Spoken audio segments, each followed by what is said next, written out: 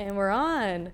All right, welcome here to StreamU. I'm Gabriella Haugland coming from 305 Club Media. Follow us on YouTube, on Instagram, all of above. We're coming from AthleteCon in Las Vegas. That's where we're streaming from, which is one of the biggest events that connects athlete creators with brand deals. So exciting. I'm here with two iconic trailblazers in the industry of flag football and tackle women's football. So excited. How about you guys introduce where you're from and who you guys play for? Yes, thank you so much. We're so excited to be here. Thank you for having us. It's been such a great experience. I'm Marissa Lopez.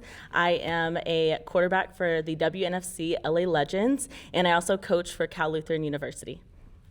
Thank you for having us today. I'm Paulina Lopez. I'm from Mexico. I'm an international player. I play for Golden State Storm, and I play linebacker. I love it so much. And you're actually coming here from out of the country. So you said you're here for about 6 months. Where are you coming from and how long? What's the process that you're going through right now? It's a kind of hard process, but I just love football, and we're doing this for next generation. This is my 4th year coming to the States to play football. I come here next 6 months, and then I go back to Mexico to my regular life, and then next year I'll do the same, and that's it every year. And it's kind of hard, but I enjoy it. I just love football. It's so good.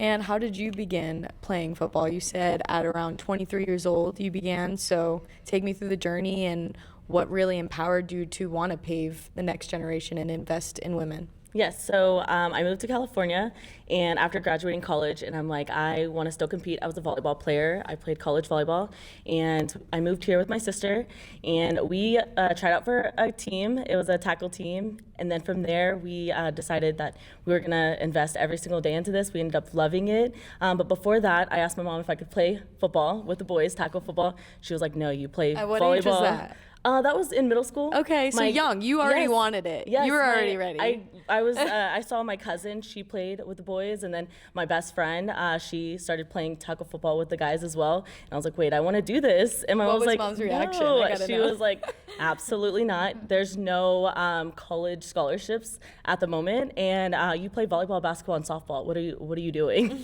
So I decided to go to college for volleyball, and then after I saw on YouTube.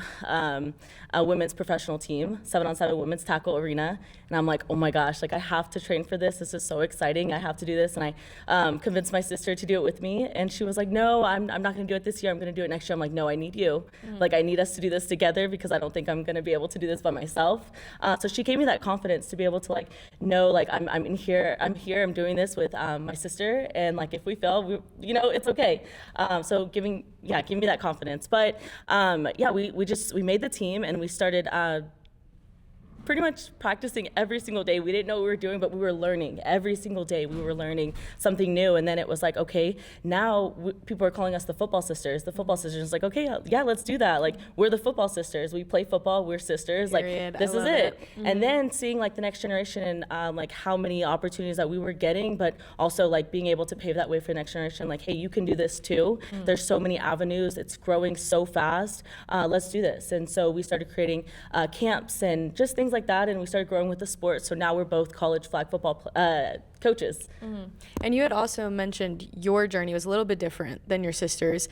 Before the cameras were on, we were kind of chatting about your kind of how you created your platform on social media and how she has. So you kind of started this, and your mom, and take me through kind of your style of what you put out there and what you create and what you want your brand to be. And, you do have a sister who has got that tough, persona. She's got something to prove. She's very clear about that. I mean, she's got some of the Instagram captions, she's sending a message out there. So take me through kind of your platform and how she's kind of served on hers. Yeah, so I think it's really important to know that we are sisters, but we're gonna have different journeys in this industry and football in general, and that's just like everyone else. We are football sisters too in this journey, but she's gonna have a totally different aspect of what her goal is and everything else. So just knowing that in this community we are sisters and we're building each other up.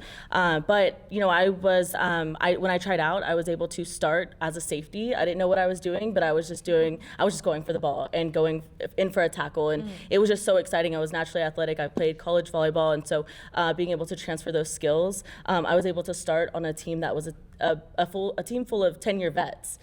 So it was really fun, really exciting, but just learning and growing. And I ended up having a baby, and he is right along with this ride with me. And he's 5 years old. He loves football. It's just such an exciting time. He gets to go everywhere with me. He doesn't have a question on whether females play football, which is amazing. I love that for him too. And yeah, he's just a really, really cool little boy. And he actually graduates from pre-K this weekend. So I'm just super excited to be a part of his world. Yes. And then my sister, like, she redshirted the first year. She was under 10-year vets, but be able to grow herself in this sport and train every single day. She ended up being one of like the standouts the next year. She just had to wait her turn, and it was okay. And now she's one of the best wide receivers, running backs, and she works really hard. So I'm really proud of her journey and what she's doing. And we're just able to support each other in these journeys and what it consists of. Because there can be a lot of ups and downs in it, but as long as we have each other, it's been super amazing to have her support. And we're gonna dive into that mental piece in just a second, but before we do, like, what is that kind of like being a woman in a male prominent sport, being a mom, navigating all of these different attributes of your life and areas of your life, and also trying to create an entire new movement in women's football? How do you kind of balance all of that? Yeah, it can be intimidating, but keep going. Like, that is my thing. I'm gonna take one step at a time and just keep going. When I got pregnant, I was like, oh my gosh, I can't do this anymore. I can't do what I love. Like, what am I gonna do next? And by the grace of God, I literally just kept going, and he kept going with me. And this journey, like he shares with me, is just has been so special with him. And just stand in who you are, and that confidence is going to bring that out. And when you know what you're talking about, everything else is just words. So being in a male-dominated sport, it was intimidating at first, but now I'm like, I know what I'm doing. I know what I want to create, and this is our space too, and we're here to stand in it. And we're going to continue to pave the way for the next generation. That's amazing. And both of you guys can answer this question of what was the moment that you did get over that intimidation? What was the game? What was the moment that you were like, I got this. I don't got to worry about this anymore. This is my sport, and I'm running with it. Well, I started playing when I was 14, and I started playing with boys. I went to the coach, and I was like, I want to play tackle football. And he was like, no, there's a flag team. I'm like, no, I want to play tackle. I want to help men and shoulder pads. Yeah. And he was like, okay, if you last 1 week here without crying, without complaining, I'm going to let you play with boys. That's fine.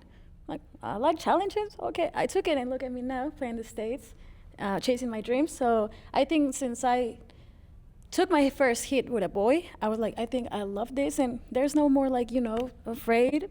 I'm ready for this, yeah. Wait, I love that story. He said if you can last a week without crying, and basically if you're tough enough, right? Exactly. In simple terms. And you were like, really? That's all? That's all you're going to ask of me? And what was your moment that you kind of realized you got over that intimidation didn't matter? I think there's going to be ups and downs of those moments, but just standing in who I am every single day and learning more and more and challenging myself every single day. I'm growing as an athlete, I'm growing as a coach, and as a representation of women's flag football and tackle football, but every single day we're just building that foundation. So just working that muscle. And what are some of the misconceptions about women's tackle football or flag football, and kind of how are you guys trying to navigate or overcome those misconceptions? I think for the girls, like, it's kind of nerve-wracking getting into new sport and seeing that, oh yeah, this is like a male-dominated sport. But actually, like, when you see the girls play with the boys, they're more aggressive because they have something to prove. They want to be out there, and people don't think that they can do it. And so it's like, yeah, we're going to do this, and we're going to do it a lot harder, and we're going to have a lot more passion and heart. So I see that in the young girls. So it's really cool to see that, because like, it is true. Like, they have a lot more heart because people are doubting them every single time they step out on the field. And you coach, so you're kind of pouring into those young women as well. What's one coach philosophy that you have when you're pouring into those young women playing this sport? Definitely, it's a sisterhood. So have each other's backs, play with passion, heart, and dedication, and it will take you so far. But the sisterhood is going to continue to pave that path for the next generation. And misconceptions that you've kind of noticed? Well, there's always like a underestimate, because women, we don't know about sports. We don't know about football because it's a male sports. But I think we're smarter than that. Like, we play with our heart. I think we have the same possibilities. So if you love it, just go for it, yeah. And where do you guys get that toughness from? Where does it fuel from? I get it from my mama. No, just kidding. Just the doubters. Like, it's fun proving people wrong, letting them know that we are here and we know football and we're here to stay. So I think just that every single day, letting people know who we are and what we do. And you guys do seem very feminine. You know, you've got the hair, you've got the makeup. You guys are a very feminine woman. Yes. Working and playing, you know, where you guys have to be almost masculine and kind of be tough and hard. So take me through that mental journey, you know, being a woman and wanting to embrace that femininity, wanting to be a mom, wanting to be nurturing and kind of having that energy, but also having to switch that off when you go onto the field and you have to tackle another woman. You know what's my favorite part about game days? When you walk before the game with your heels, with your dress, like dressing up really cute, and then you go to the locker room, put your cleats, your helmet, your paint here, and then you're ready to go. I think that gives me a lot of empowerment. I love to see a feminine woman playing a male sports. So we prove them wrong, and I just love it, Yeah, I think just being yourself. Growing up, I was in a house full of girls. I have 3 other sisters, and we love makeup, we love doing our hair, and we love playing sports. So it was easy. I was myself through and through, and it just connected that football was like a male-dominated sport, that you had to be like a tomboy. You can't like do your hair or makeup, and some people get like upset, or it's like mind your business. Like, I love doing me, and if I am look good, feel good, do good, don't worry about me. Like, worry about stopping me. I love that. Yeah, worry about stopping her. Yeah, that's right. Do you guys have any pregame, you know, traditions that you guys do? Maybe you do your hair a certain way or makeup a certain way. Do you guys have any of those fun things for game day? I definitely, you know, look good, feel good, do good. So I do everything that I need to do to, you know, feel my most confident. But I definitely pray before a game and just thank God for another down, because I never know when it's going to be my last. Amen. So yeah, that's pretty much what I do. For me, I talk always with my mom, my family. I think they give us the strengthness to go to the field, to be ready, be good. It's hard for me to stay here without my family and playing without seeing them on the stands. So that keeps me motivated, because I know they're watching me and they're praying for me, and I love that so much. And we're obviously at AthleteCon, so this is all about building your social media and platform and following and content. So how has, you know, flag football, tackle football implemented into your guys building your platform? How has it helped you? Why is it important? And how did that creator journey start for you? I think for me and my sister and I, just sharing the journey that we're on and being confident in what we're doing every single day. We would post our workouts, we would post the field work that we did, and people were just interested in that. And we were just doing it because we wanted to get better. But we started seeing that people were actually like interested in it. The girls were like, oh my gosh, I want to go to the field. Where are y'all at? We want to meet with y'all, and things like that. And it just grew from there. But just like owning your journey and what you're doing and not giving too shits about what other people are thinking and what people are like, oh, why are you doing that at your age? Like, you can do this at any age. Feel confident in what you're doing in your journey. And, you know, that relationship is between me and God, you know, and what we're doing. So it's just, that's... I have a feeling this conversation's going to fire some people up. I think you're going to get some women to want to go play some tackle football.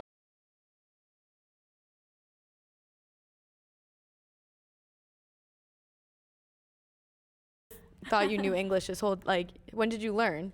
When I came here 4 years ago, Wow. 4 years ago? Yeah. So you just started learning English 4 years ago? Yes. Wow. Yeah. It's impressive. Right. Thank you. That's Sorry impressive. for my accent. but- No, don't be sorry. you sound own that. great. You're doing great. You sound great. Thank you. And also, I was gonna mention you were talking about faith a lot, and I just want to give you an opportunity to talk about what that means for you, and how it has maybe helped you through this journey of, you know, adversity, hate, anything. How has, you know, you said you talk to God before your games, you pray. So what does it mean to you, and how do you implement it in Yes, I think I was really tested this season.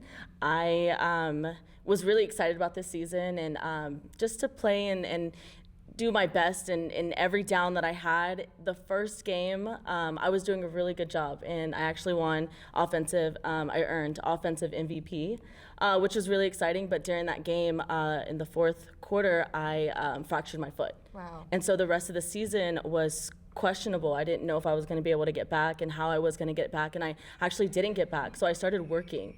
I started working on the other side, marketing side, and coaching, and just putting my all into something that God was, detouring me, and that's okay. And it was a hard pill to swallow at first, because a lot of it is like, okay, my identity is in when I play and as a quarterback and leading this team, but it had to be in something else this season, and God really he pivoted me, and I had to trust that. And every single day it's hard. I had to work that muscle, but I know that God has a plan for me, and that I'm not done yet. So just to continue that, and to know that I am faithful to him, whether I am on the field or not, and whatever happens, it's for my best interest. So just standing in that.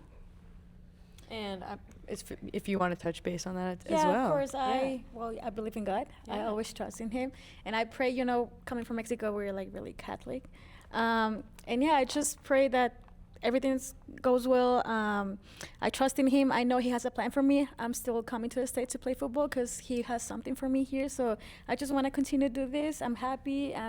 I love the people around me. I love to make more friends and sisterhood and all this. So yeah, it's just something like fills my heart. Yeah. Yeah, and this is actually our first time linking up, and Yes. I feel like I've known her we're cousins now at this point. Yeah. So it's just the village that you make, and it's been truly amazing to meet like-minded women in the industry. Have you noticed that in any other way, just being here at AthleteCon, connecting with different athletes and everything? What kind of, have you connected with any more? Yes. Tell me from your perspective of being an athlete, being here, Las Vegas at this event, what's been the experience? We're at day 2 right now. Yes, I've met so many athletes, and it has been truly amazing. Everyone is here basically on their own, and networking, and the conversations have been so great, and just learning different sports and marketing tactics that they were able to do in their sport. So it's been amazing meeting so many new athletes and women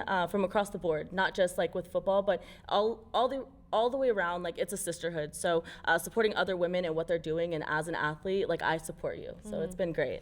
We will wrap this up a little bit with, how about a message to anybody that might be listening, that their daughter wants to play flag football, their sisters, their cousins, whoever it is, any message that you have for any women who want to get involved in this world? Well, I have a message for my Latina community. They always tell me that I can now come here and chase my dreams, and look at me now. Maybe I'm not getting paid for football, but my heart is full, and I'm open to the field for the next generation, sorry. And yeah, I just want to continue.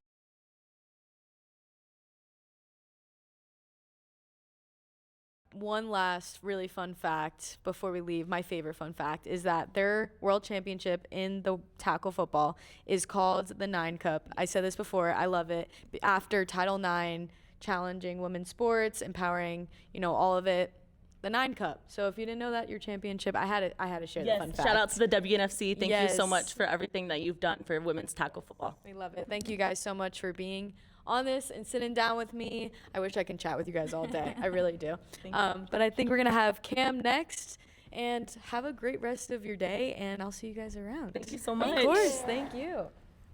All right. We're about to have Cam. What's up, Cam? Hey. How are we doing? Doing wonderful. How are you? I'm doing well. All right, welcome. Thank you. So again, I'm Gabriella Haugland from the 305 Club. We've got Cam here, who's got YouTube, Instagram, making content of his football journey. You've had a bit of ups and downs. It's been a roller coaster for you. Let's just kick off with, what kind of inspired the creator journey? What inspired the creator journey? It started about 6 years ago, back in 2020, when it was during COVID. I loved creating content with my friends. It started us just going to the football field, doing 7-on-7s, 1-on-1s out there. And those videos grew into basically 100K plus subscribers on YouTube, 200K plus on TikTok, and 100K plus on Instagram. That's and so awesome, man. It just started with It's me so just great. wanting to document my football journey. And what made you want to document it? Was it that you didn't know where it would lead to, and you kind of just wanted to for yourself? Like, what was kind of the thought process? Yeah, I had a lot of inspirations, like growing up, like watching people like Destroying, Beyond Reality, and just like creators like that, Dockery. And I saw what they were doing. I always had like a passion when it came to like creating content, and I love football. So I was like, you know what, I want to like, the goal was to like document my football journey and just see how far it goes and just like capture all the moments I can and like build a community. You know, I wanted to inspire people through that. And I have watched some of your YouTube videos and your Instagram reels. And so let's try like one sentence. If you can in one sentence describe your football journey. Okay, one sentence. Yeah, I have one one word for it. sentence. Unpredictable. Unpredictable. I like it. The one word. One word. Unpredictable. Yes. And I love it though, because your videos, you are real, you are raw, and people can relate to you. And I think that's why people gravitate towards your content, because somebody can find something to relate to in the things that you're posting.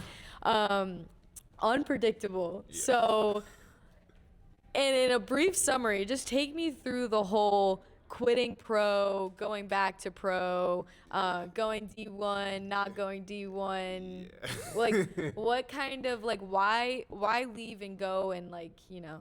Yeah, so me, I'm kind of an unpredictable person, especially my audience. I'm so grateful for them because they're used to it by now, despite the roller coaster of emotions I will put them through. So coming out of high school, I had 0 Division I offers, but you know, I still had like that in my heart. I wanted to go Division I, and so I said, I'm gonna take a risk. I'm gonna try to walk on at a school.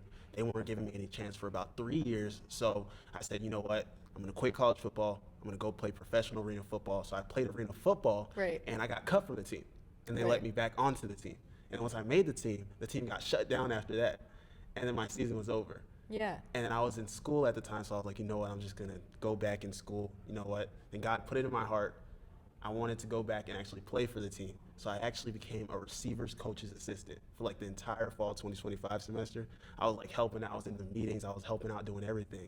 And then once I finally got on the team, in 30 days I decided I didn't want to be on the team anymore. Why? You know, throughout all that time, like, it started in my heart of wanting to just document my football journey from beginning to end. Yeah. But throughout all that, I also built like a platform that I was proud of when it came to creating content. I fell in love with creating content on football more than I did like playing football. Right. Yeah.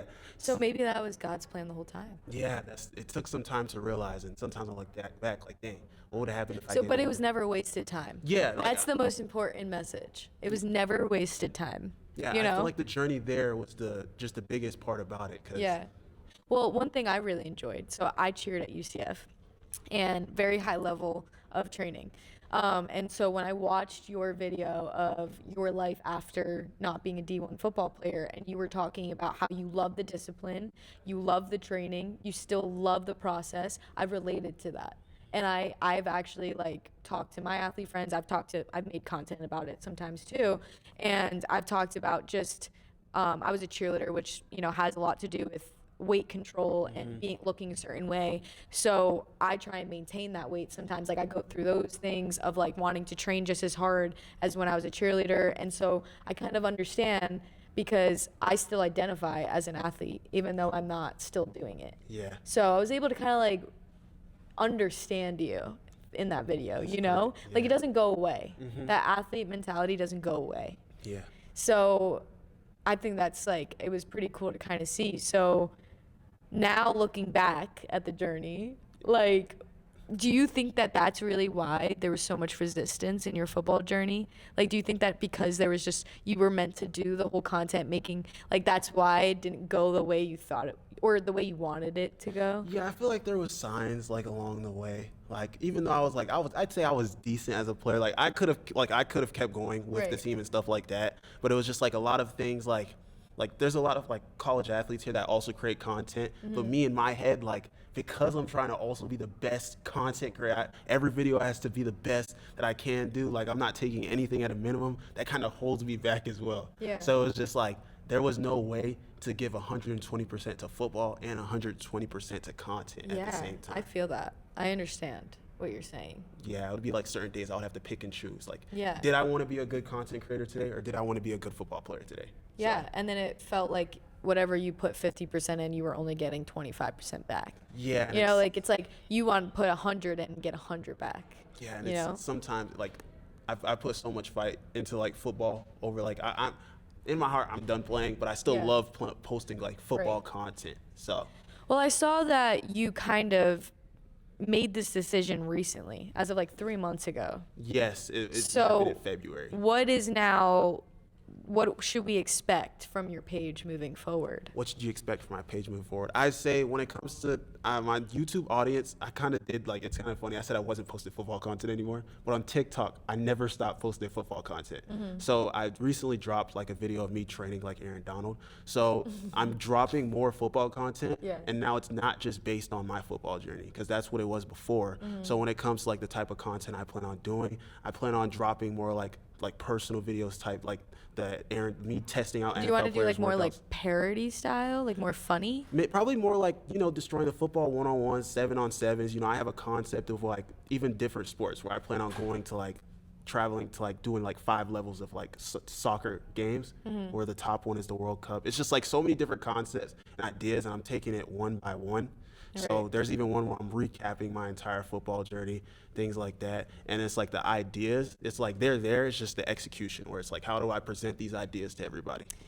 Well, I also noticed through your YouTube and everything is you talk about a lot of the hate that you get. How do you not care?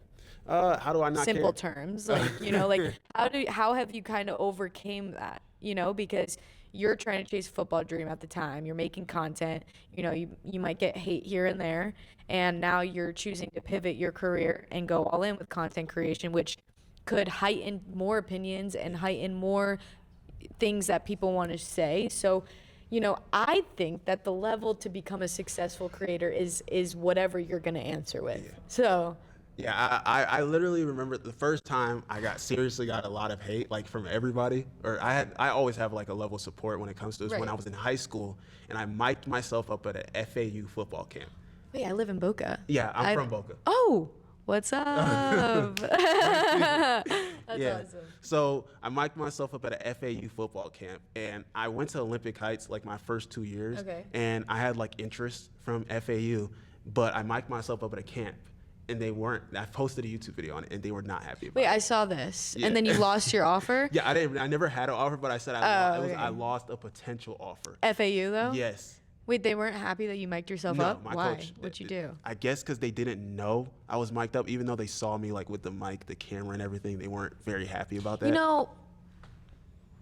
I don't know. I just heard about. I really shouldn't say too much, but I did just see something about how like FAU football players had left too early, and now I don't know. I'm not Yeah. gonna get into it, but I've heard some things, so I'm not surprised on this statement. Yeah, it happened back in 2021, and the video like went like mega Viral. viral. Like Okay. it exploded. House of Highlights reposted it, and I had to just bunch of people in my comments. They were messaging my mom. Like I was getting so much hate. They were like, "This is the dumbest thing you could ever do. This is wrong with the system. Kids today, content crit." It was just a whole bunch of stuff. And then I got a lot of hate from the quitting college football to go pro stuff. And even Yes. I did it. So I made the team. I Yeah. did everything I needed to do, but still, it was like people will find a reason. And honestly, I'm not desensitized to hate. It's like obviously it affects you Yeah, to you're some human. way. Yeah, We're like, human. But I enjoy like this. I recognize the support that I have more than the hate. And like there's people who've been watching me for the past 6 years, and it's like why I care about those people's opinions more than the people who just started watching my content and hate. And the funny part is, a lot of the time I'll respond to those comments, and they'll be like, "Just kidding, bro. I love your videos, bro." It's like they backtrack. So Yeah. as soon as you Yeah. actually respond. And when you first started creating, what made you realize that you were good at this and that you should keep going? The thing is, I still don't think I'm the best. Like I'm always wanting to improve. Right, but what made you be like, I'm gonna keep posting? I'm gonna keep posting. Because you could have like posted one and been like, nah, Yeah. you know what I mean? But I- you kept going. So why? The love to improve, like just the love for improvement when it came to creating. Like I always, like even back then, my first few videos were on an Android, and I was editing all my videos on an Android. Android man. Yeah. Really? Yeah, so it Not was- even a Google Pixel. No, The Android. those were, I don't even think those were back then in 2020. Like those, Yeah. they were there. Oh, But no iPhone. no iPhone. No iPhone. I got an iPhone. Somebody later clip on. this right now. I got an iPhone later on. Yeah, But yeah. that's what I started off with, and it just wasn't like my want for improvement. Like CapCut didn't even exist back then. Yeah. So Yeah, fair enough. So I was posting YouTube videos, editing within those platforms, and I wanted to improve. Mm-hmm. Like even though those videos like were the best I could make at that time, Yeah. it was like I just wanted to keep improving with each video. And regardless of like, okay, this didn't perform. Because I'm the not gonna best. lie, I feel like, because I create content too. Yeah. I work in the sports world, and it's more of like journalism route of Mm-hmm. like story times. And so I actually saw you're kind of doing those things. You're doing the setup where you're talking about facts and things going on in Yeah. the sports world. I saw your flag football Oh, video. yeah. That was really cool.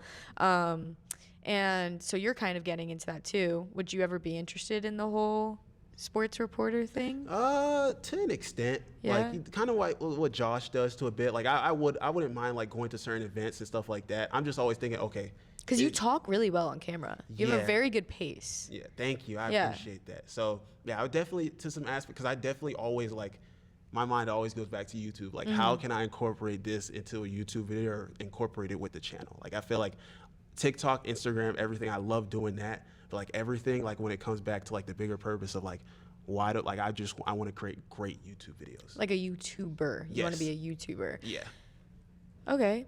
That's interesting. So that's your main priority. Yeah, YouTube is my main priority, but I create TikTok, Instagram content Yeah, yeah. to get people to funnel fun, to of the course. YouTube. Yeah. So And is there like, what's like the motivation though? You know, because sometimes, I don't know, I feel like sometimes I want to post and sometimes I hesitate. Like I get nervous. Yeah. I'm thinking about what people that I might know from 5 years ago are going to think. Why do I care about that? I don't know. But I think that there's something special about the creators like you and everybody else who gain that 100K following. There's something that you have to just kind of switch of like, this doesn't matter. I'm just going to post anyway. yeah. For me, I'd say it's three things. Yeah. The first one is obviously the passion and love for doing it. Okay. The second one is basically the support. The Okay. support I receive like from people. Like if I go months without posting a video, people will think something happened to me. Okay. So the more overwhelming support I get. And three is if I don't post this video, there's somebody out there that won't get inspired. So it's like the videos. Mic drop right Yeah, there. the videos I post inspire people. Every single video, like even my like the craziest part is my most like the videos I think are not good at all. Yeah. Like 500 views, it's still 500 people. Like so that inspires one person. You know, I've gotten some crazy stories. Like my mom, like friends, like they've told me crazy stories. Like I couldn't believe it, and it was like that's why I'll never. Those are the three reasons I wouldn't stop posting like forever. Like YouTube, I want to do those things for like ever. So it's like that's why I can't stop. Even in the beginning, like the passion and wanting to do it, and the people that I inspired. Like if I had 10 views on a video, I'd have like 5 people in the comments still showing love. Yeah. So I like this. This is like good way of thinking. thank you. So what kind of like is the why? What do you want to inspire people about? Is it that you want to inspire people to play football, to keep going? What is the main message that you're trying to? The main message is to inspire the underdogs because I sucked. The underdogs. Yes, I sucked at playing football. Yeah, the And underdogs. I like yeah, that. like wanting to improve, like actually got me to the level where I could play professional. And I truly believe, like, when it comes to like if you're pursuing after Christ and you truly believe in your heart, like, okay, I can improve, and just believing you have no ceiling, I feel like there's no way you can't be as good as you truly believe you can be. Well, bouncing off what you just said, I did watch again your YouTube about how you said football. God used football to save your life. Yes. And it was like the discipline that kind of kept you on the right road in a way. Tell me more. Okay, so yeah, that's the whole reason like I started playing football to begin with is because it's a whole story that basically that God showed me to like continue playing the game. I told him like unless you want to hear this story, but yeah. So basically, it was the 7th grade. I literally just posted a video about this as well. That's the funny. It was 7th grade, and I was tired of like playing football. You know, I was going through bullying. My teammates, they were putting me through it. So I was like, you know what, God, I'm about to be done with football. And I prayed a prayer. I said, God, if you truly want me to keep playing this sport in your name. Scored a touchdown. And you scored a touchdown. And I saw it. I watched it. I did. Yes. And it fell out of the guy's hands. he It caught fumbled interception. it. Wait, let's break this down for a second. So you ask God, you say, Lord, if you, in your name, I'm going to, if you want me to continue playing this, and the quarterback threw it, and it bounced off of the opposing team because it was an interception. Bounced it, and it fell right into your hands. Yeah, it fell right into my hands. That's where everything comes back to, that one day. And it was the drop of the mustard seed that was able to just take you a marathon. Yeah. Light years of just years and years and years. So what was the pivotal moment for you after that happened? After you were like, all right, I'm going to keep playing. Oh, yeah. I feel like, he's listening to me. Yeah. Like, oh, shoot. Like, I'm going to keep going because I said I would keep going. So even though my journey's over, that doesn't take away, like, okay, I'm posting football content. That's still me spreading the gospel through his name, through the sport. Mm-hmm. So that was the promise. I was going to spread the gospel through the sport of football. And that's exactly, like, what I plan on doing long term. Wow. I love that. I relate to that. I do. Like, with what I do, sitting down, being able to just chat with you, talk like this, like, I can relate to that. I really do. Connecting faith, sports, and athletes. I really do think that there is a sense of discipline that comes with being an athlete, and you have to set yourself apart, which is the same way that Christians do. You hold yourself to a higher standard, just like athletes do. Yeah. Athletes hold themselves at a very high standard. So I can imagine. So now, was the journey worth it? The adversity and all of that, knowing that you have this audience, knowing that you have this community now, was it all worth it? Yeah, it was definitely worth it because I get to do this full time every day. I'm still in school. Yeah. I'll graduate next spring. So keep going. Yeah, finish that degree. Yeah, I'm just ready to finish. So I get to do what I do full time. Like, even though I'm not playing football anymore, I get to post football content, work on like what I love doing every single day. And like that same drive and passion I had for football, like I can pour all of that into content full time. Like I'll be up at 4 a.m. working on content, go to sleep, wake up, do the same thing that same day. Like I'm working on content. There's not a day that I'm not thinking about or working on content. Mm-hmm. So. And what was the importance of coming out here to Las Vegas to AthleteCon? I'd say I came here with like 5 other creators who are also football creators. We talk on the phone every single day. Jared Gibson, Khalil Hester, Reggie Jones, my boy Ham, and we got my boy Hunt. We talk every single day. We all came here to AthleteCon because our manager Denzel invited us, and I wanted to come here to connect with brands, connect with people, and just like get out of my comfort zone. Because North Carolina, like I'm able to sometimes just go to my room or go outside and record videos. But sometimes like I like to leave and travel and put myself in like uncomfortable situations so I can remind myself like, okay, like just to be able to put myself in those situations and meet people, So just to fully understand the journey. So it was freshman year, you were where? Freshman year college? Yeah. Freshman year of college, I was at North Carolina A&T. And you played? No. You trained? I trained. For 3 years? I trained for 3 years. With them? But never played. It was by myself. They were not letting me walk onto the team. Oh. I never got on the team until this year. It was like 3 years. You were a student though. Yeah, I was a student. Okay. Yeah. 3 years, and then you kept trying out every year? They weren't even letting me try out. They weren't allowing no Why? tryout. Like I got into the school 2022. Coach and staff, it was a whole issue. They weren't letting anybody with a GPA under 3.4 on the team. Okay. So I had a 3.18. They weren't letting me on the team. Okay. Then sophomore year. That's tough. Different issue. That's kind of tough. What athlete are you asking for an over 3.4 GPA? Yeah, it's your players to do that. Can we please talk about that one specifically? Yeah. I don't know one football player. Actually, no, it's a lie. Shout out Alex Word from the LA. He was like a 4.0 and like crazy smart. He's like in the NFL now. He actually did graduate with like Order of Pegasus. He actually was a very smart one. But I'm pretty sure it's like a 2.0 that you have to maintain as an athlete. Yeah, 2.5, something like that. Yeah. Okay. 2.5. Yeah. All right. I don't. Yeah. Continue. Yeah, but they were the next year. It was just college football. There's a lot of politics, and there's a lot of times where even if you're good enough to be on the team, and even if you feel like you're outworking, it's just politics to get onto the team that make it difficult. Well, college college athletics is politics. I don't even think that's just football. Yeah. But I do think it depends on the program, the coach, how things are being ran.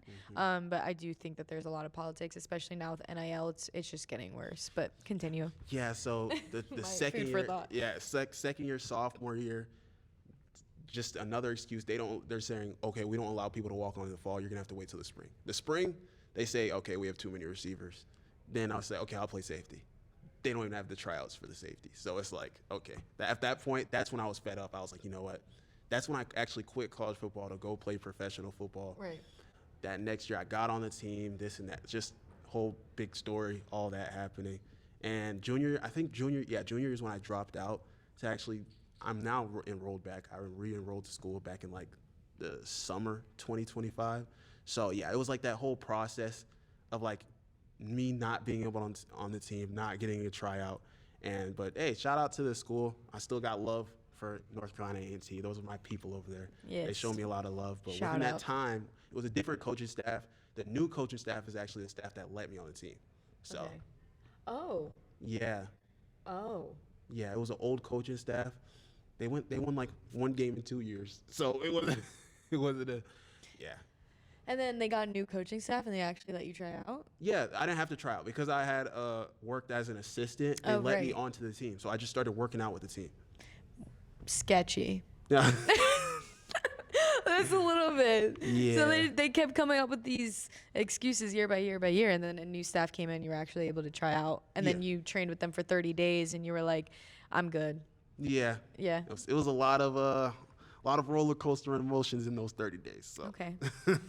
And so, what would you say is your goal from now to a year from now with content creation? With now that you've made this decision to go all in with it, Yeah. what kind of do you want to see now from yourself?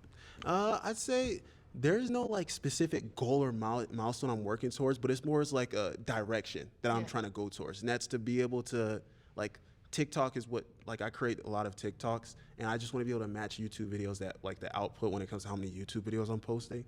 And like the goal is to create as many amazing videos as possible that inspire people. So it's like, that's just what it comes back to. It's like the goal, the follower goal. Like I have 100K subscribers on YouTube. I just have the plaque on my wall. I walk past it every day. It's like the milestones are great, but it's like the journey there is like what means something to me even more. And I just thought of this, knowing, just faith and how football has helped you. You said that it's like saved your life and the discipline, and you loved the process. Is there any bit of adversity that you have been through that football has served that higher purpose and outlet for you?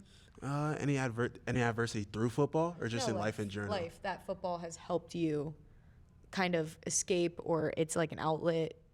I mean, cheerleading was a safe place for me, Yeah, I'd say football, it was kind of like an outlet. Like, that's a good question.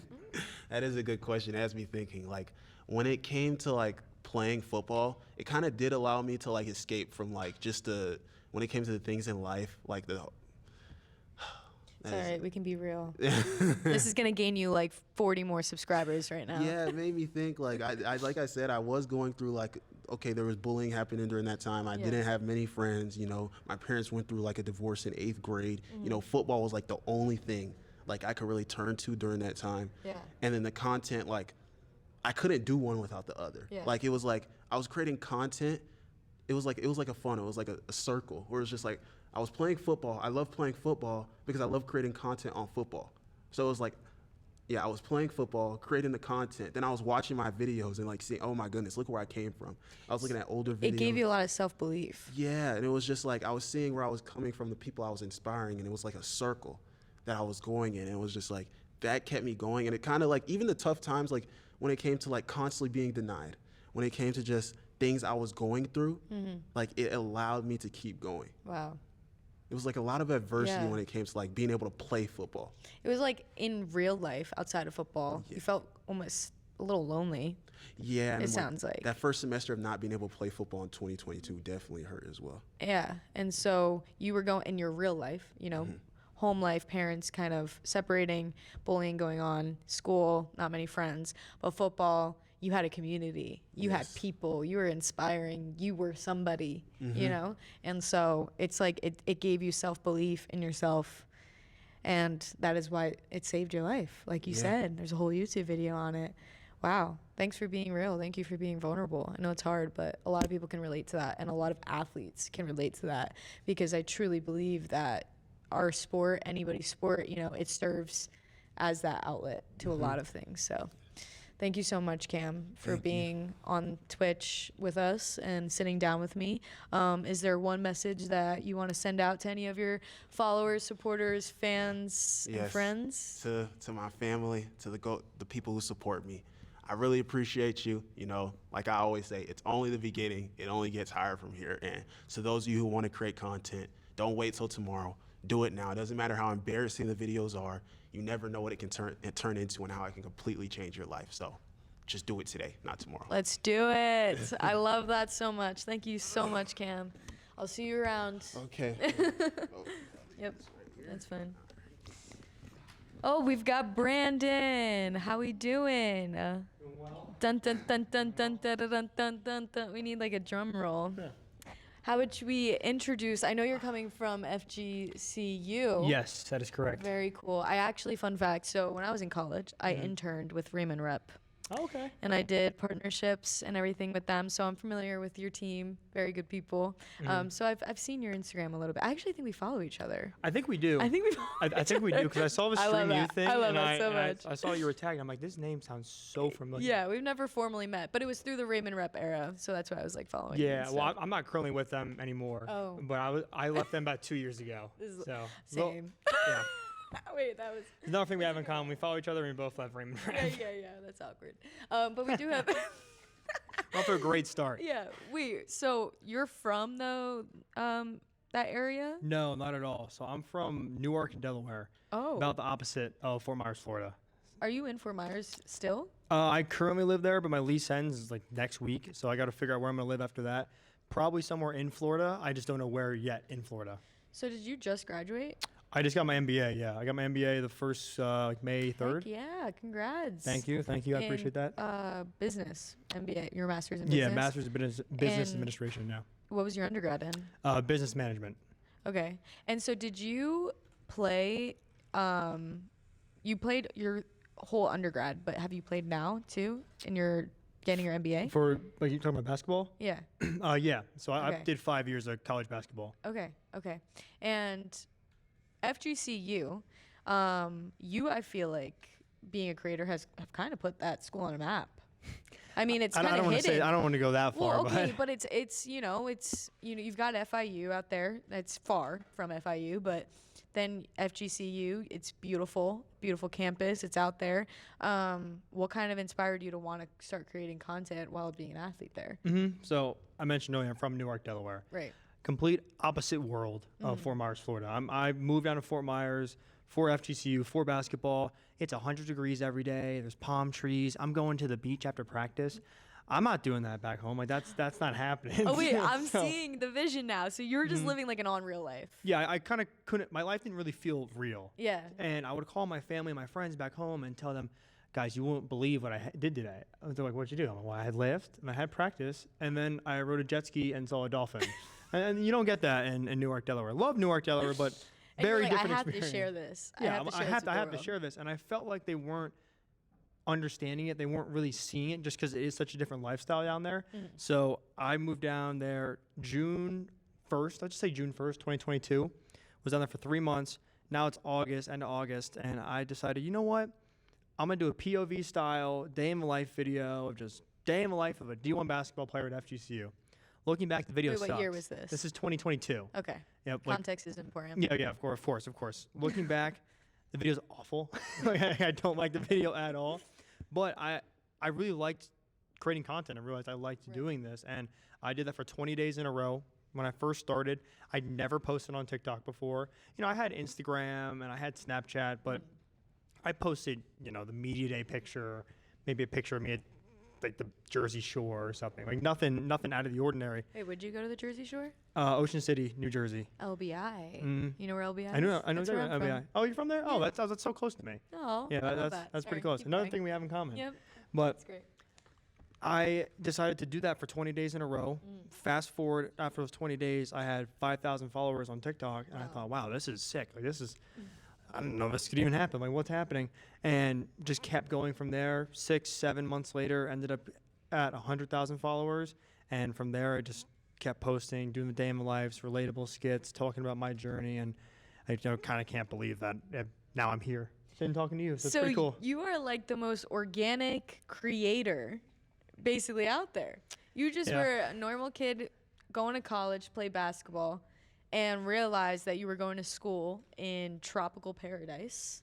And you were like, everyone has to know what I'm experiencing because this is so cool because you grew up in the North. And you just kind of wanted to literally share because of how cool it was. Yeah, And that's then exactly it it. just like turned into all of this. Yeah, and I know that was never the goal. Yeah. Like, I just started making the videos, started making more videos, and started liking making the videos, and now we're here. So. And so that was about, you said 2022, so that was about a year after NIL was approved. Yes. Legally. Yeah, my June first year 1st, of 2021. yeah, but I say my first year of college was when NIL was approved. Okay. So that kind of paved a new culture of college athletics your freshman year. Mm-hmm. So you kind of like stepped right into that. Was during that time as an athlete, was everyone kind of trying? I know it was new, so everyone was navigating NIL at that time because it was like brand new. But did you kind of notice that just being an athlete, being in that world at FGCU, was a lot of athletes kind of trying to buy into this new NIL thing? I don't think, not really. At least in my university, we had a couple guys that also did TikTok and did social media, but not nearly to the level that it is now, where there's at least one person on every sports team that does some sort of content creation.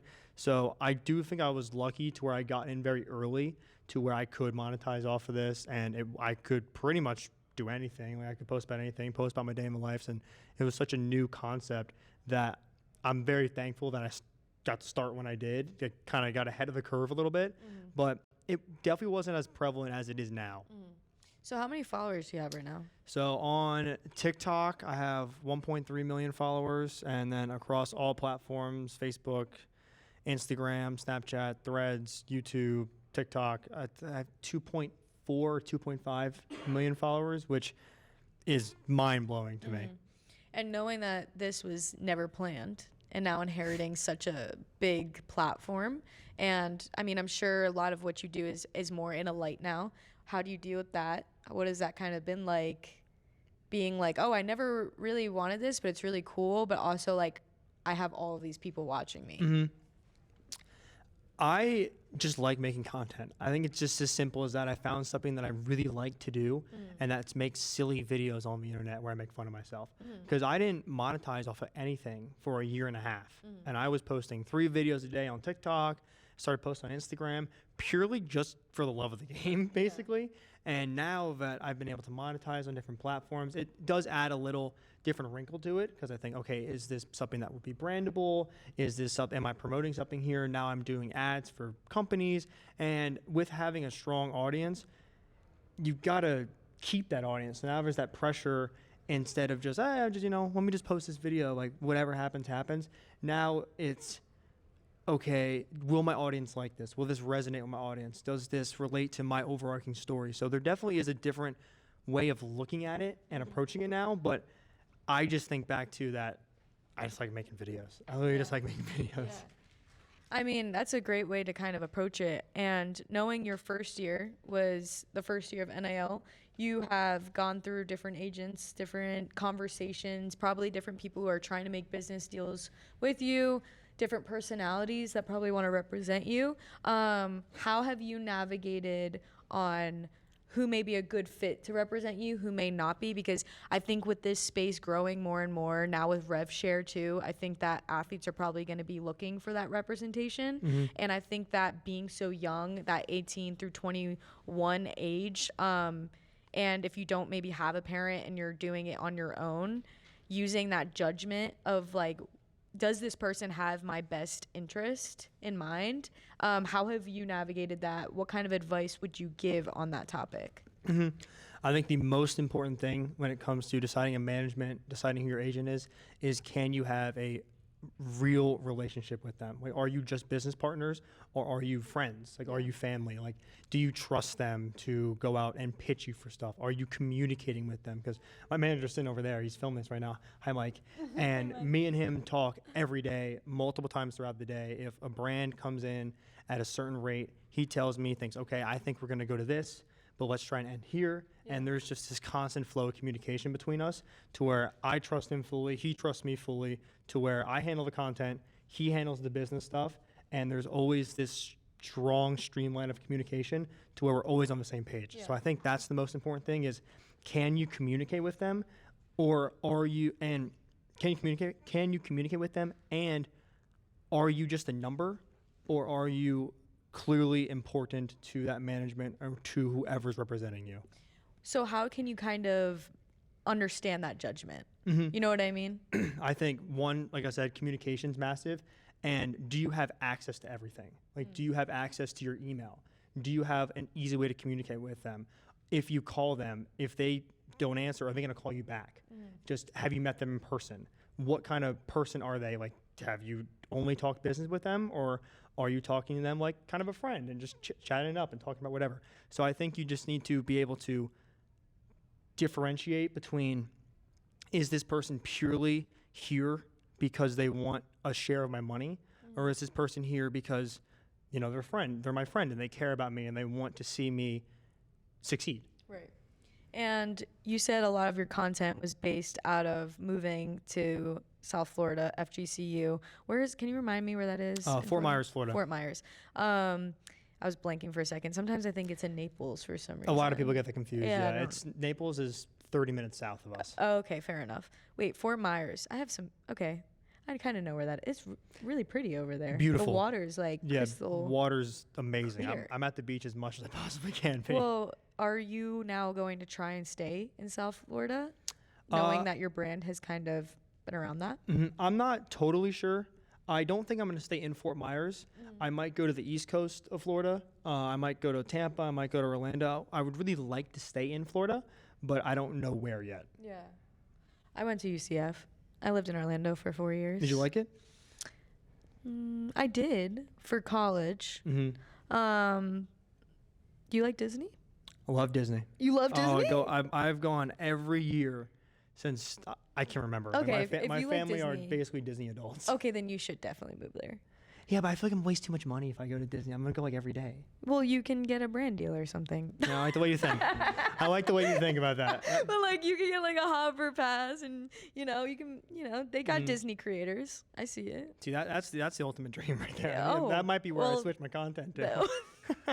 We figured it out right here. He's gonna be a Disney creator. I cheered at UCF. I have a friend, Riley, or not, someone I know through the cheer world. She graduated from UF and she moved to Orlando. She does social media and she does like content creation for Disney. That's awesome. Yeah. I might have to get in contact with her. You see how she did that. You should.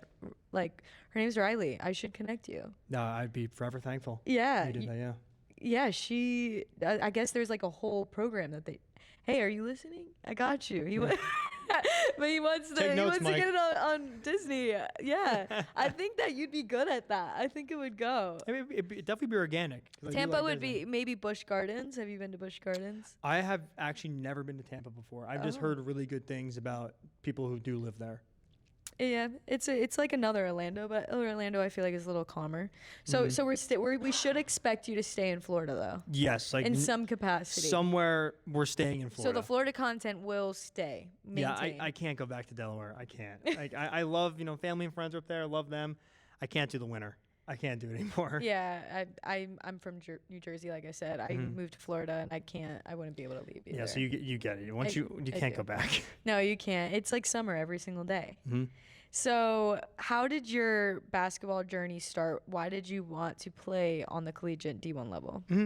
So I first started playing baseball, and I was probably naturally best at baseball, but no offense to anyone who plays baseball out there, I think it's so boring. I couldn't do it. There was just What wasn't. position did you play?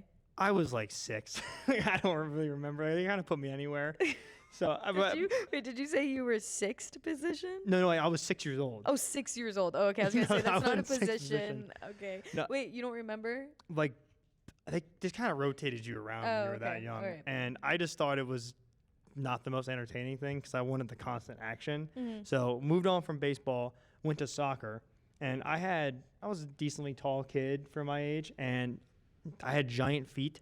So they just put me on defense and just told me to kick the ball far, and that just wasn't really that fun, if I'm being honest. Like, so I kind of went through the soccer phase and then moved to basketball, and basketball had everything I wanted. It was fast pace, high scoring.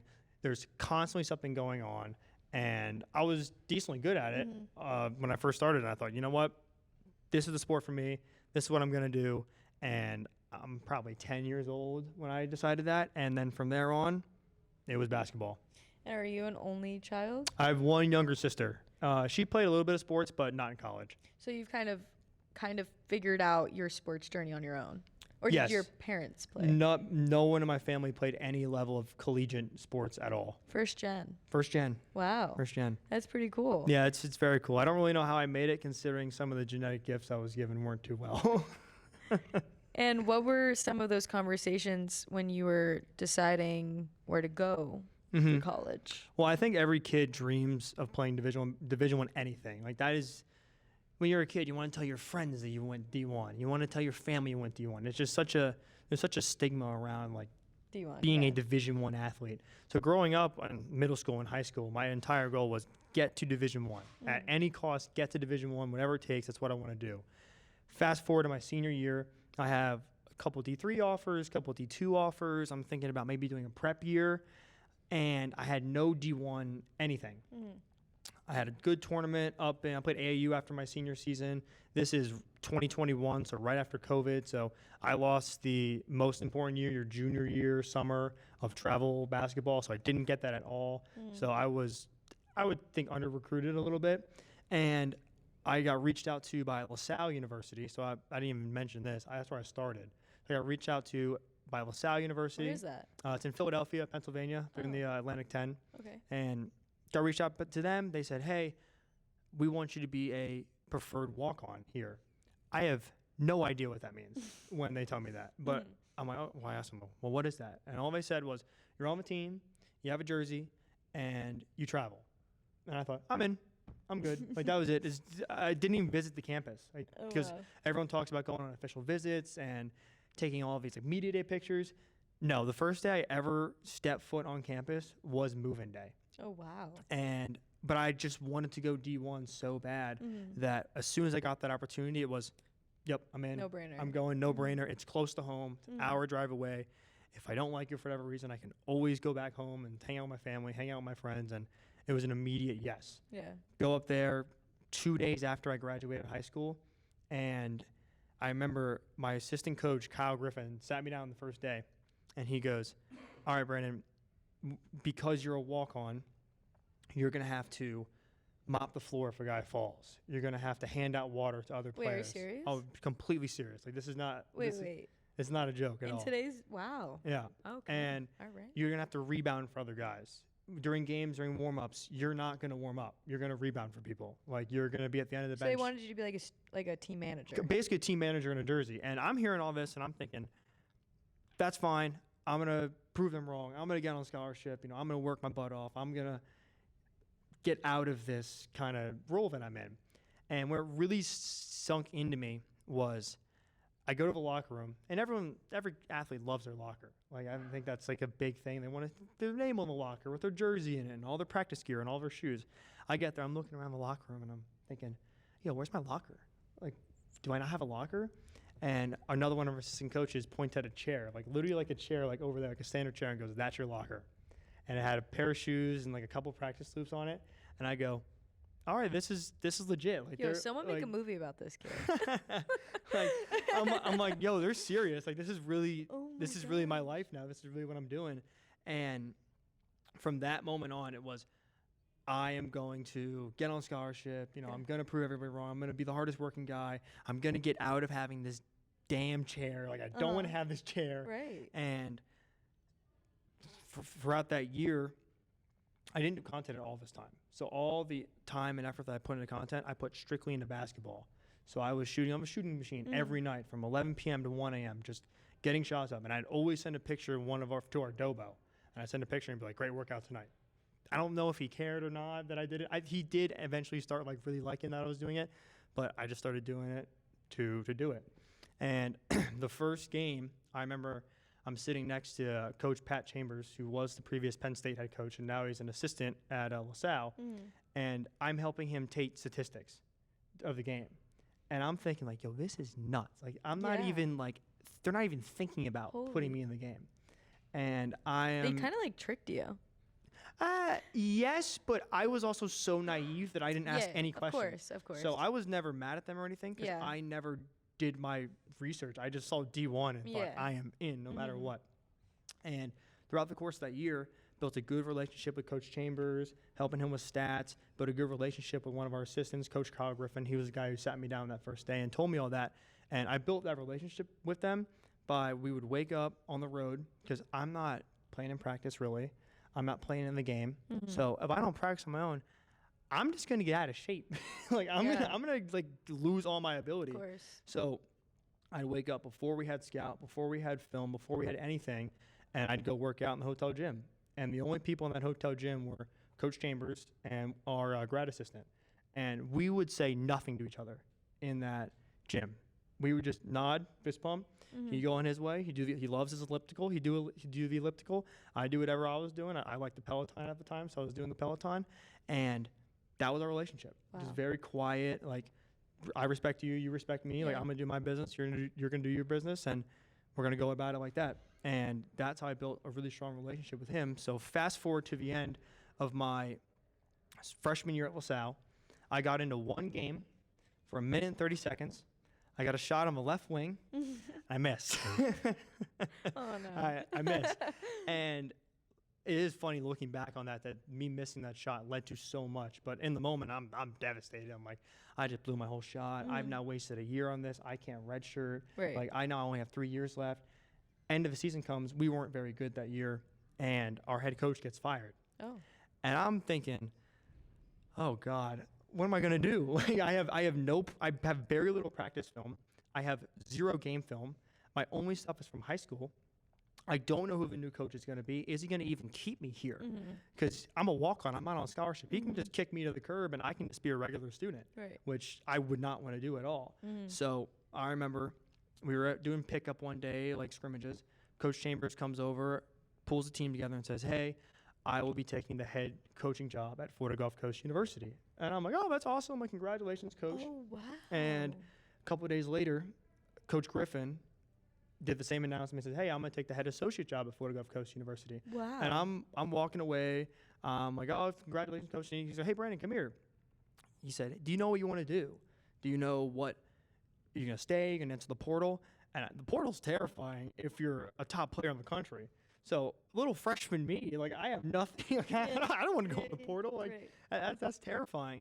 And he asked, he said, do you know what you're going to do? And I tell him straight up, I have no idea what I'm going to do. I am a little scared of this whole process. I don't want to lose being a basketball player. That's what I've done my whole life. And he goes, would you want to be a walk-on FGCU if we have a spot? And I'm yep. Yep. Immediately, I would love to do that. He calls me later that night and says, hey, we have a spot. I applied to the school that day, get into the university, and then traveled and then moved down there. So that's how I ended up at Florida Gulf Coast. Wow. And I was the only player that they took from LaSalle. They didn't take any other player from, or ask any other player, to my knowledge. I may be wrong with that, but they didn't take any other player from LaSalle to FGCU. Yeah. Well, we have to wrap this up for the next guest, but from all of that, I will say what we got from Brandon is, create relationships, keep your head down, work hard, and say yes to everything. Yeah. Say yes. You never know what's going to come from it. I love that so much. Well, thank you so much for sitting down with me. Thank you. It was awesome. I'll see you around. Have fun at AthleteCon here in Vegas. It's been a blast. I love it so far. All right. Well, I'll see you around. Thank you so much. Thank you again. And we'll have our next guest soon here. Yeah.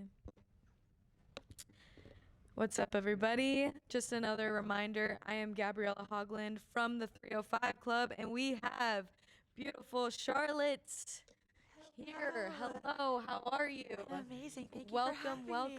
me. So of excited. course. So we've got Charlotte, your last name, Glass. Yes. That's so cool. Thank you. And volleyball player from Duke, but from Boca. Yes. So I live in your hometown. Amazing. South Florida, kind of aligned with our brand. We're 305, which is South Florida, Miami. Follow us, Instagram, 305 Club Media. We're going to dive into all things about creator journey and everything. So I know it's kind of interesting because living in Boca, I know that that's like influencer city over there. Literally, Like yes. everyone probably more likely or less moves there even just to make content. A lot of content creators. Did that influence your journey at all? Like just being from that city and then going off and kind of just like, it was kind of natural to you? Did that have anything?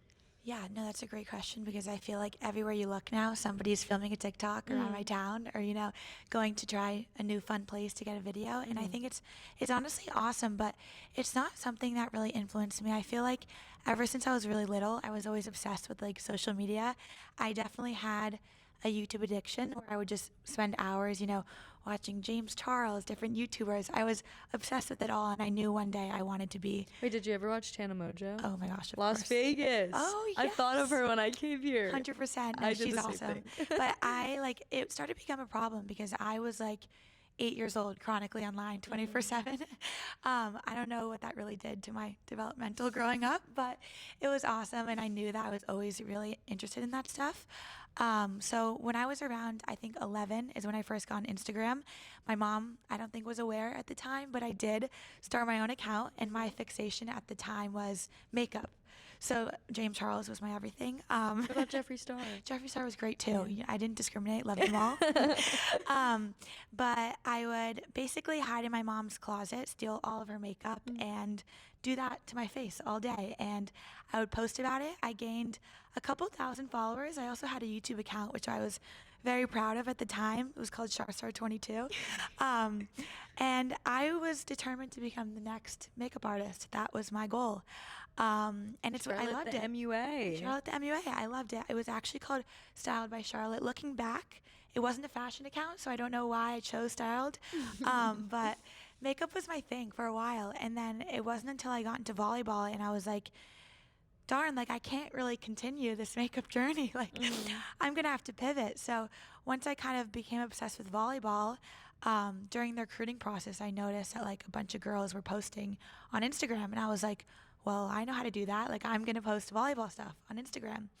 So that's exactly what I did. And I had no idea that it would, get me where I am today.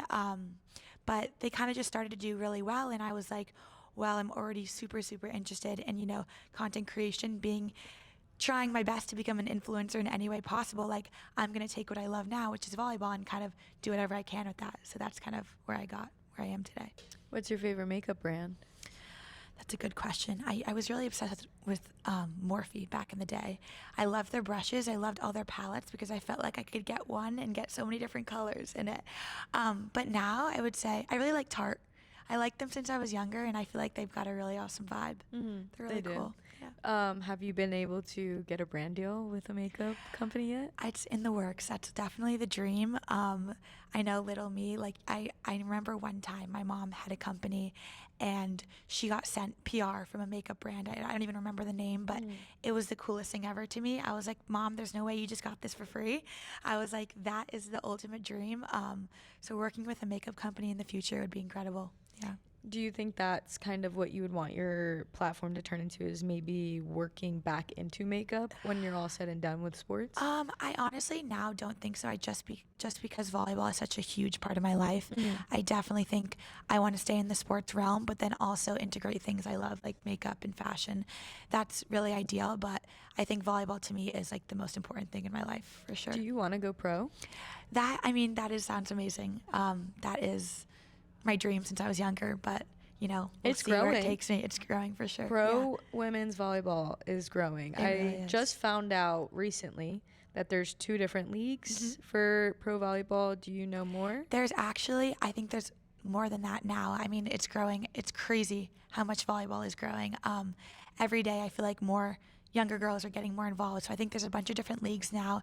And I mean, it's really awesome. I met so many cool people who are like, volleyball is really like taking over the world, and it's true. I mean, like every year, even since when I started playing, more and more girls are getting into volleyball, and it's just so exciting to see because the future is literally endless, and I can't wait to see like how it continues to grow.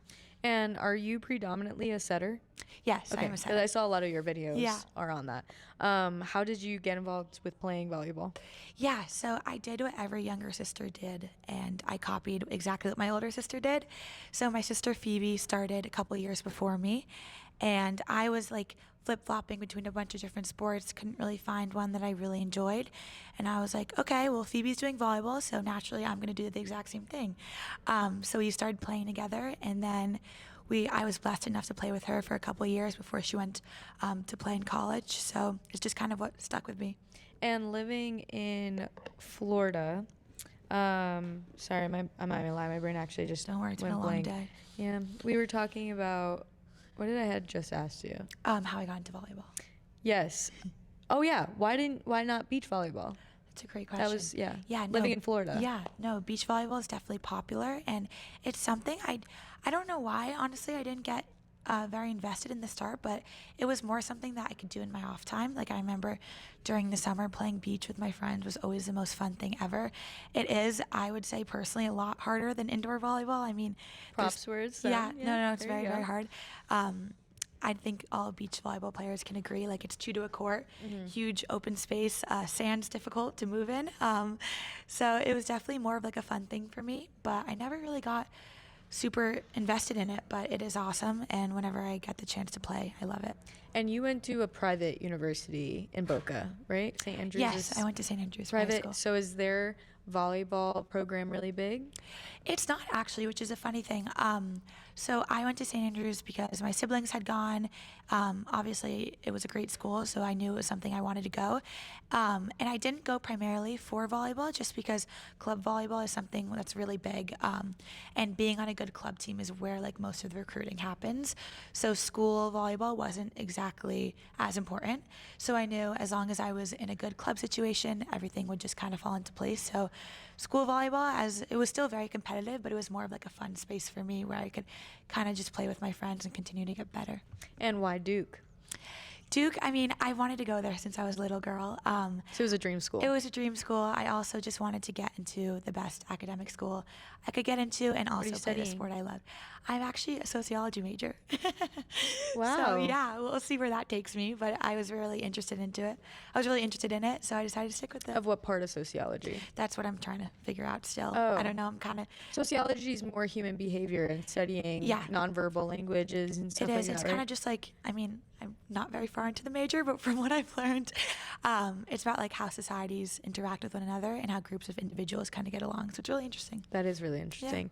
I took a few classes in college that were kind of related to that. But so with your content, what is the main message that you kind of want people to see, feel? What is the impact that you want to make and Yeah. leave with your platform?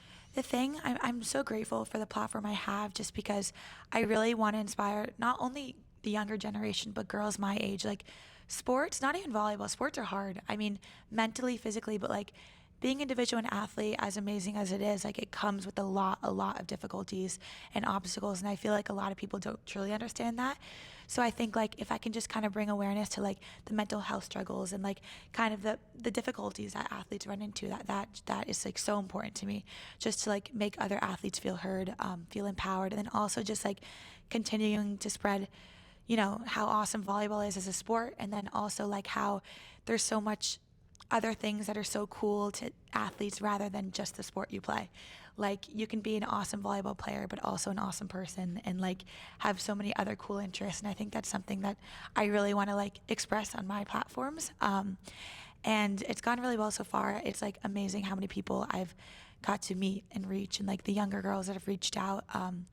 Like it's just awesome to leave an impact on people in any way that I can. Have you had any special moments so far where you've been able to actually leave that impact, whether social media or in person, coaching, anything? I mean, something as little as a DM leaves such an impact on me, but I remember on a game last season, a little girl named Clara, she had drawn me a photo, and it was a picture of me. She was like 5 years old, adorable little girl, and it was me playing volleyball, and like I think I was holding flowers in my hands, and she came up to me and she said she made it for me, and I literally shed a tear. I was like, this is the sweetest thing I've ever seen, and like for her to even like think of doing that, like just stuns me. And just like, I just felt so grateful for everyone who watches, you know, my silly little videos that I post. And just seeing her do that for me just meant the world. And who would your role model be, and somebody that you look up to, and why? This is definitely cliche, but I would have to say my sisters and my mom. They're the closest people to me and the people who I want to exactly be like when I grow up. The hardest workers, but also just like the most incredible people. So I hope to be like them. I hope one day you open up a makeup line. Thank I you. really, I hope Thank it you. turns into it. That I would hope be incredible. The origin story all goes through. Thank you. Well, that is all that I have with you today. Thank you so much for sitting down. Thank you for having me. I'm excited to see how you do this season and what your platform turns into. Thank you. And I really do hope you create. What makeup product would it be? If you I would have to start off with a blush. It's with my a blush. favorite. Okay. Yeah. Mark my I love words. that. It's happening. It's happening. Thank you you so again. much. We'll Of touch course. base later. Okay. Of Bye. course. We're all done? All right. Well, guys, thank you so much for tuning in here with 305 Club. Follow us on Instagram, 305 Club Media, YouTube, 305 Club Podcast. We tell the stories of athletes all throughout the Miami area and South Florida, just like this. Thank you for tuning in. I'm Gabriella Haugland, your host. Shout out to StreamU. Shout out to AthleteCon for having us. Have a great night, guys. See you later.